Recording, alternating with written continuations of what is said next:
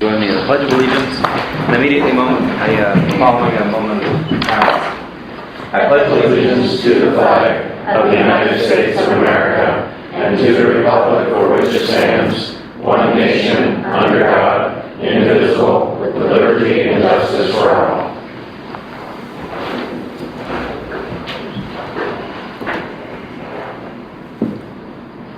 Thank you.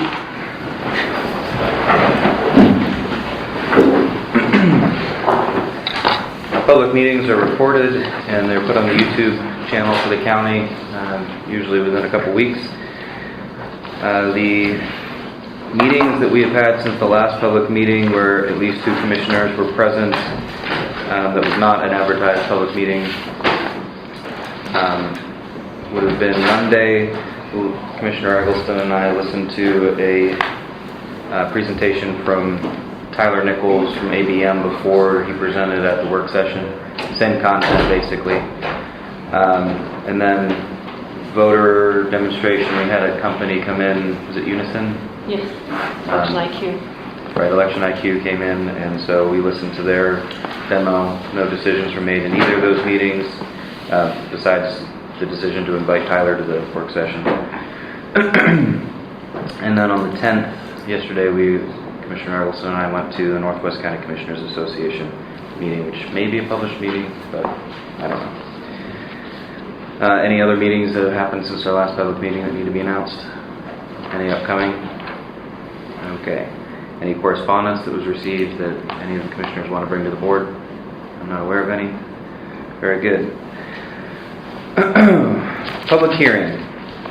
It's been advertised in the newspaper for ordinance number 251. Why don't we turn it over to Mr. Line to describe what's before us? Sure. We were asked to process a rezoning request by the Warren County School District. They would like to rezone 101 School Street in Sugar Grove, which is the location of the former Sugar Grove Elementary School, from R1 residential to B business. And their reason for the rezoning is that they're going to utilize the school for offices for their maintenance and building, and offices are not permitted in R1, so in order to do that we need to have a rezone to business. The property previously was kind of split up. They gave the playground and the ball fields to the Sugar Grove Borough, and there is a property across the street that is presently zoned B business, so it's not really out of line for the neighborhood. Okay. If you have any questions, you've got Norbert, and Christopher Bynum, the solicitor for the school district. Very good. I don't have any questions besides that it was properly advertised and it went it's through advertised, the property was posted, and all property owners within 300 feet were notified by mail. Okay.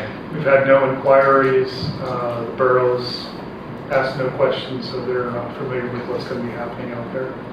Okay. The only question I had was, are there any zones that are business adjacent to the property? Yes, there's one directly across the street, but where the post office is in Sugar Grove. Okay. Yeah, because I was just, in reviewing it, looking at the map, I don't think that was on there, so I was just curious. Okay. Any questions from the commissioners for anyone? Not hearing any correspondence, however, is there anybody present today that is a neighbor or lives in the zone? No? Okay. Okay, now I'll open it up to public comment. Does anyone have anything that they want to say about this during the public hearing? All right, it's about the least confrontational thing that's ever come before us. We'll be voting on that in the regular meeting immediately following the public hearing. If I don't hear any other reason to keep it open, we'll go ahead and close the public hearing. All right, very good. At this time, I would entertain anything from the public that they would like to bring before the Board of Commissioners in the public comment section that is not already on the agenda. Today on the agenda we have ratification of the SEIU contract for human services, some appointees to LEPC, and the ordinance we just discussed. Is there anything in addition that you want to bring before the board? All right. I just reviewed the agenda. Are there any additions or corrections to the agenda? Hearing none, have you had a chance to look at the minutes from the last meeting, and do they meet with your approval? I have no issue with the minutes. All right, hearing none. Fiscal report.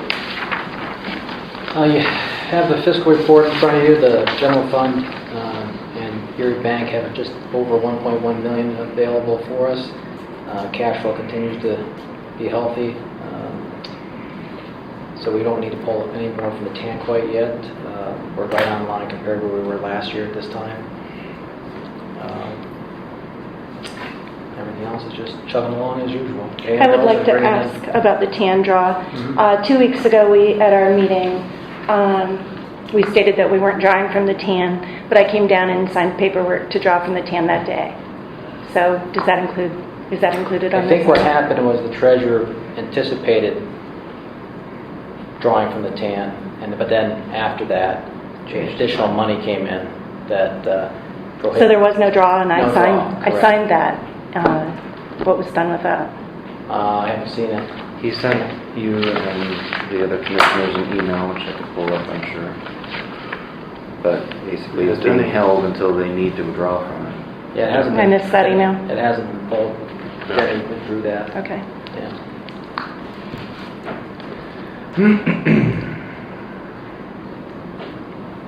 That's all I have. Any questions for the fiscal director? It looks like the healthcare costs have been holding, other than that one. Yeah, week except for that one really Right. unusual week. They've been generally, better. Good. The email says, I asked for your signature on draw number 5. In the meantime, we received a couple of significant items. $250,000 from the Department of the Interior and $60,000 from Human Services for healthcare. Even with a large amount of payables just circulated for approval, we still show a balance of $660,000 in the general fund. Therefore, I'm not going to submit the withdrawal letter that you signed. Okay, so that was from Treasurer? Yes. And what date and time? I just closed it. Okay, I'll look for But it was Danny. sent to the commission Okay. email. All right, thank you. Okay. If there's no more questions for the fiscal director, Commissioner Morrison, would you please read the National Disability Voter Registration Week proclamation? National Disability Voter Registration Week, July 16 through 20, 2018. Whereas in July, people with disabilities and our supporters celebrate the anniversary of the Americans with Disability Act. And whereas there are over 50 million people with disabilities of all ages living in communities throughout the United States. And whereas the disability community has a critical interest in policies enacted at local, state, and national levels that affect the integration of people with disabilities, young and old, into our communities. And whereas getting the disability community involved in influencing public policies is essential if these policies are to meet the real needs of people with disabilities to live in the community. And whereas voting is one way for the disability community to exert their influence at local, state, and national elections. And whereas there are multiple efforts to develop state disability coalitions around the issue of voting. And whereas Rev Up America, Register, Educate, Vote, Use Your Power is a national effort to encourage state and local disability community voting coalitions. And whereas members of National Disability Rights Community are organizing a National Disability Voter Registration Week, July 16 through 20, 2018. Therefore, be it resolved that the leadership of Warren County, Pennsylvania supports the growing involvement of the disability community in the political process. And be it further resolved that the leadership of Warren County, Pennsylvania designates the week of July 16 through 20, 2018 as National Disability Voter Registration Week, adopted this 11th day of July 2018. Thank you very much. Lisa, did you have anything you wanted to say?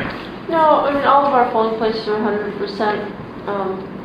ADA compliant. ADA compliant, and the library does this every year where they have a get-together for people with disabilities to get registered. Good. Any comment from the commissioners? I was just very happy when recently we got to review, had different showcases of election equipment, and all of it is getting more and more progressively user-friendly for persons with disabilities, and I hope that whenever we transition to new election equipment that it'll be an even better experience for everybody.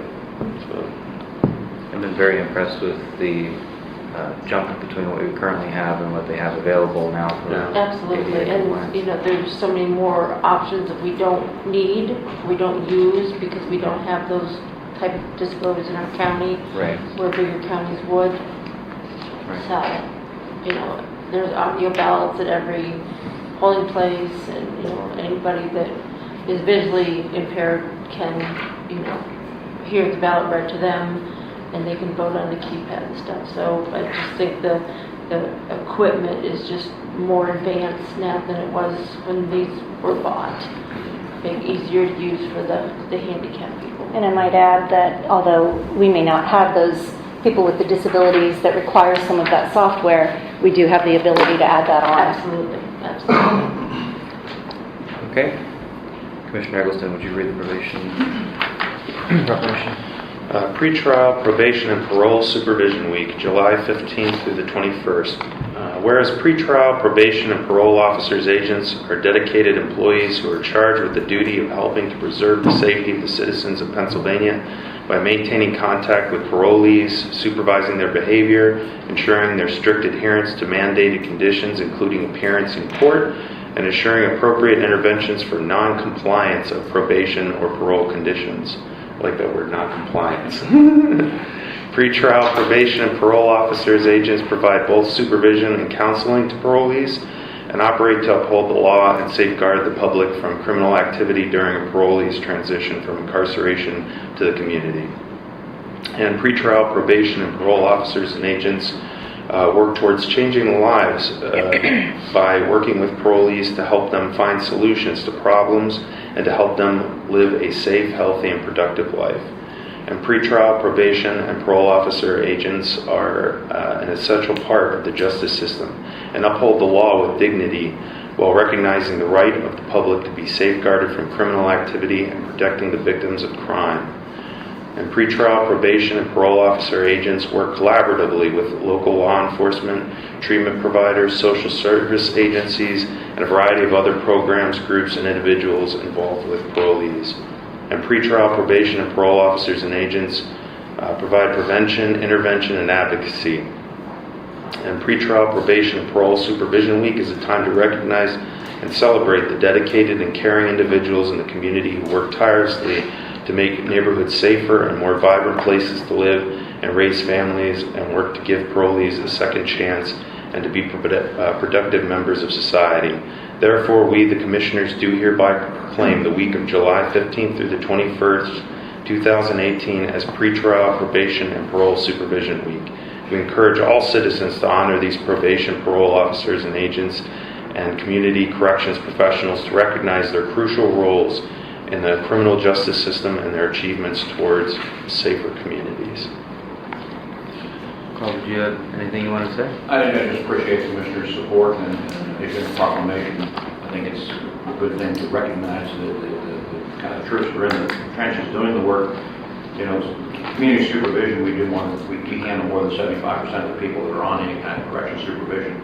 So there's a large workload there, and we have a staff of people that I'm very proud of that I think do a wonderful job, and I just would appreciate the opportunity to kind of recognize that. Good, thank you. Mike, anything you want to add? I agree with Carl's comments. Also, we have a bunch of fine officers in this county that put in a lot of hours, a lot of weekend hours, evening hours, helping the juveniles that we're supervising. Thank you. Thank you. Commissioners? I would just add that I always look at this from a personal perspective.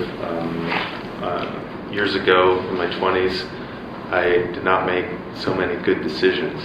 And I actually had the privilege of dealing with Warren County's probation department. And I attribute a huge part of my change in my life to the work that the probation department in Warren County has done. Kim Corey was my probation officer, and she treated me with kindness, but she was direct. And as a result of one of the many conversations I had with her, I decided to make a change in my life, and I ended up here, rather than in a ditch somewhere, which would have very easily happened. And so I'm grateful to her, and I'm grateful to the probation department. I don't think that the probation department ever seems to get enough credit for the work that they do, because one thing that's really important is that they keep people out of jail, and push them in a different direction, and that's a really hard job. Some people get to deal with them periodically. You deal with them all the time, and try to be almost like social workers in some cases to try to get them in right. So I appreciate the work that you do. I think that the Warren County Probation Department is a top of the line group that really does amazing work, and I think that we should spend more time celebrating the victories they have, because there's a lot of them, and those are the ones that you don't see in the paper anymore. So. Thank you. I'd like to thank Carl and both probation offices, juvenile and adult, for the hard work that you do. I don't think that a lot of people in our community know that you're really on call 24/7. It's a 24/7 job, and you all do a great job. Thank you. You're to be commended for the job you do. For my part, I'm thankful and appreciative of the effectiveness and the efficiency, frankly, of keeping people out of jail. It's a really admirable and an essential function towards the reformation of the human person. Any public comment about it? By public, I mean anyone. All right. At this time, I'd entertain a motion to approve the agenda, the minutes from June 13th. Excuse me, shouldn't that be July 13th? Yes. The fiscal report is presented, and the 2 proclamations. So moved. A second. Discussion? All those in favor, please state aye. Aye. Motion carries unanimously. There's no old business on the agenda. I know Commissioner Eggleston needs to leave pretty quickly, so he, however, was our primary liaison, I suppose, to negotiate the SEIU contract with Human Services Department. So I'd like you to present the contract, if you would.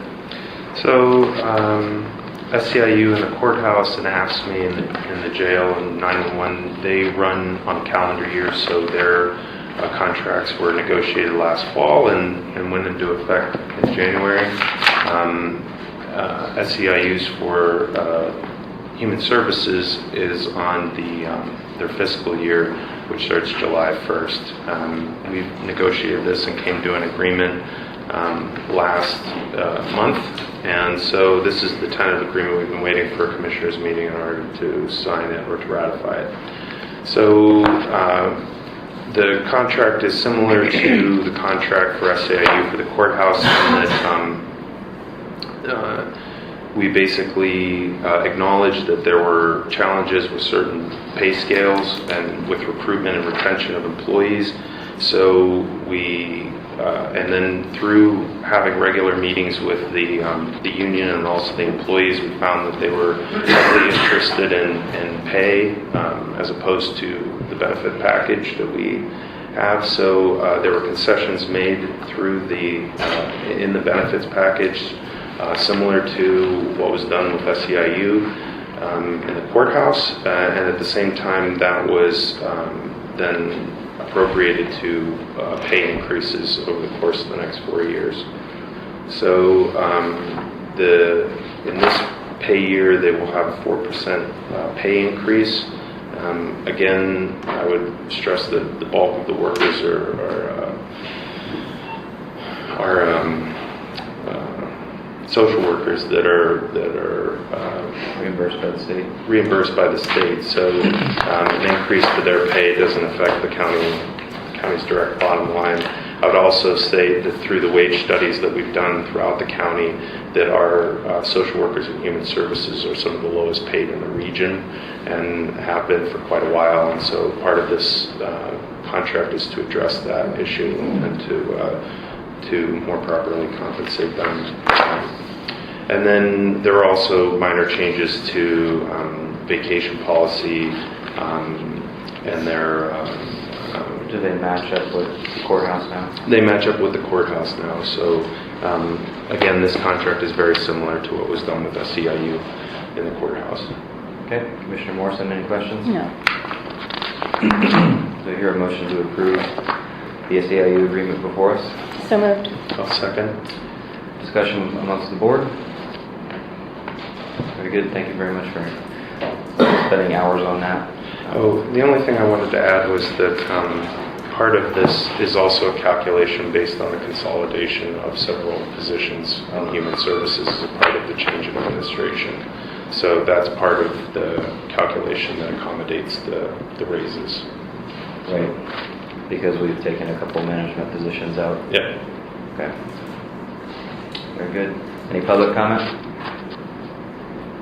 Very good. The agreement, the motion before us is to agree to a contract with SEIU Union of DHS. All those in favor, please state aye. Aye. Any opposed? Motion carries unanimously. Thanks, Commissioner Edelson. We had now. Well, everything else is pretty straightforward. Although I will not be here to vote for the ordinance change, I support it generally. So if you could just shut my phone off and throw it on my desk when you're done. Okay, thank you. Next on the agenda, the local emergency. Good luck. We've appointed previously people to the local emergency planning committee, and the Director Flynn of Pennsylvania Emergency Management sent me certificates and asked that I acknowledge them in a public meeting. So I just wanted to take a moment to commend them and thank them for their volunteer time on the committee. The four that we're noticing today is Justin Snell, Paula Shareno, Robert Frazier, and Rene Davis. So no motion or vote necessary. I just wanted to bring it to the meeting and thank them. Last thing on the agenda is the approval of Ordinance 251, which is the Sugar Grove residential to business we already talked about. Commissioner Morrison. I move to approve the ordinance 251 residential to business transitional. And I'll second that. Sorry, not business transitional, to business. Okay, it says transitional here. Okay, to business. I amend my motion to read business. Second. Any discussion? Okay. I don't really have anything. Did you want to say anything? I just wanted to confirm, I believe we were told that the ordinance accurately reflects business. Is that correct? Affirmative. Okay. The motion was to approve Ordinance 251, and it amends the 2008 zoning ordinance of Warren County by transferring an area from residential R1 district to Business B district in Sugar Grove Borough. It does read that way on the advertisement and the actual ordinance. It was just on the agenda incorrectly. Do you want to say anything? Amy, did you want to say anything? I just support it. Excited Well, to yeah. be in the area. All right, very good. Any other public comment? Well, I just would like to make a small comment. This switch from R1 to business is going to benefit the residents of Warren County such that it will help our budgetary process and the effect that we don't have to raise taxes to build a separate building for this by utilizing some of the buildings that we do have.